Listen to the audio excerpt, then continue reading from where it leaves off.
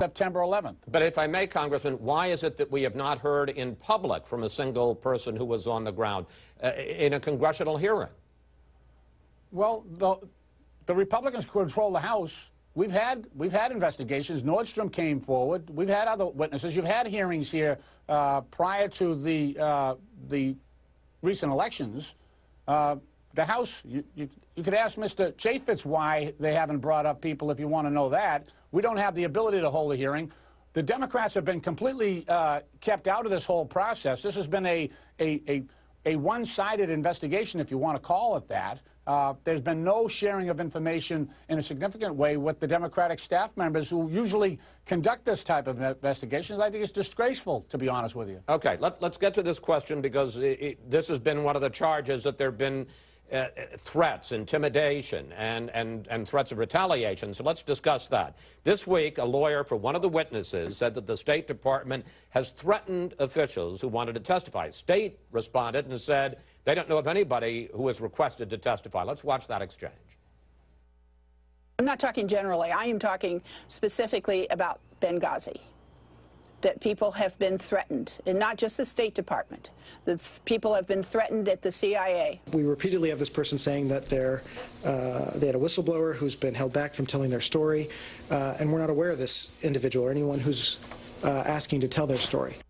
Congressman Chaffetz, has the Obama administration blocked potential witnesses from testifying or not? Absolutely, and more than one. We've asked for the non-classified version of how do these people get an attorney that has a degree of classified information, and they still haven't given us that. No, there are people out there that want to testify that have been suppressed. But you heard the State Department person just say nobody, neither a lawyer nor a witness, has requested to testify. Because they're scared to death of what the State Department is doing to them. And that's what, look, we're the other branch of government. They're supposed to be able to come to Congress and be able to share this type of information.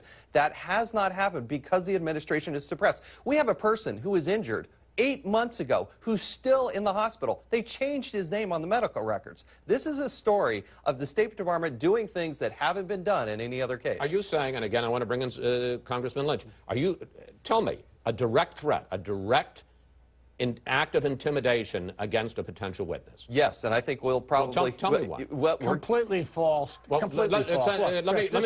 Let him, before he... go ahead. Tell me what's been said. There are people, more than one, that have felt intimidation from the State Department. They can't even go through the process of getting an attorney to be able to represent them with the degree of classified information that they have. Congressman Lynch, your turn. The only reason that the attorneys, and there have been 2 attorneys involved here, the only reason that they haven't received information is they haven't asked for it yet.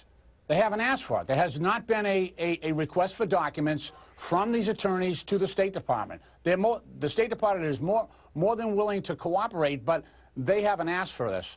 The only retaliation I've heard of here is that one of these witnesses wants a reassignment and a promotion. He hasn't gotten the promotion that he wanted, and he's saying that that's somehow retaliation.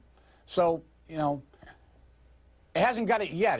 It's actually in the process. That's the level of threats and intimidation. He hasn't got the promotion that he wanted yet. Let me give you another example. The State Department will not release to the committee, to the United States Congress, unclassified documents. Here we are 8 months after. We should be able to look at the same information the Accountability Review Board wants to see. We wanted the Accountability Review Board to come before Congress. That hasn't happened. When we went to actually go see documents, they've given us 8 tranches of documents over a multi-month process. They send a State Department person in there to look over my shoulder to see what I'm looking at. We've had Democratic staff in there. There is not a single Democrat on that panel that has ever come down to look at those documents. I've been down there, but I've never seen a Democrat down there, and it's totally open to them through the entire process. Congressman Lynch?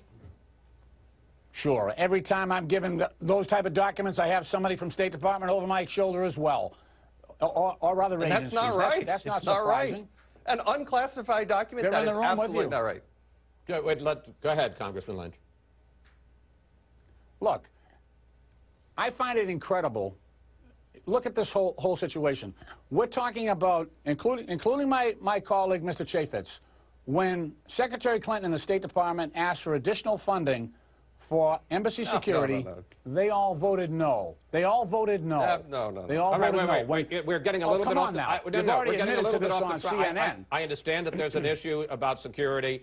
It's a little bit off the track. I want to try to stay on course here. No, this is the point. Congressman, they're complaining about a lack of security at the embassies after they voted against for funding for security at the embassies. That's what they're complaining about, is a lack of security at the embassies when they all voted to cut $500 million from Congressman embassy Chaffetz, security. answer that. Is that not related? The CFO has sent in an email. Let's use real words. The chief financial officer for the State Department said in an email that finances had nothing to do with the decisions about funding at the facility. The security personnel were paid from the Pentagon budget. They weren't paid from the State Department budget. This is a facade. It's a distraction. There are 4 people dead here, Chris. I want to talk about that. Let's talk about beforehand, because there are sort of 3 stages of this: before, during, and after the attack. 2 weeks ago, the Republican chairs of 5 House committee, and I will agree with Congressman Lynch here, it was just the Republicans, not the Democrats, issued an interim report on Benghazi in which they charged that Secretary of State, then Secretary of State Clinton, misled Congress when she said that she had never seen any request for more security in Libya. Let's take a look at what she said. The specific security requests pertaining to Benghazi, were handled by the security professionals in the department. I didn't see those requests. They didn't come to me. I didn't approve them. I didn't deny them. Now, the House report by the 5 Republicans made a big deal of the fact that in April, after she'd gotten the request last April, that a cable went out from the State Department under the name of Hillary Clinton, in fact, not only not granting more security, but saying the security drawdown would continue.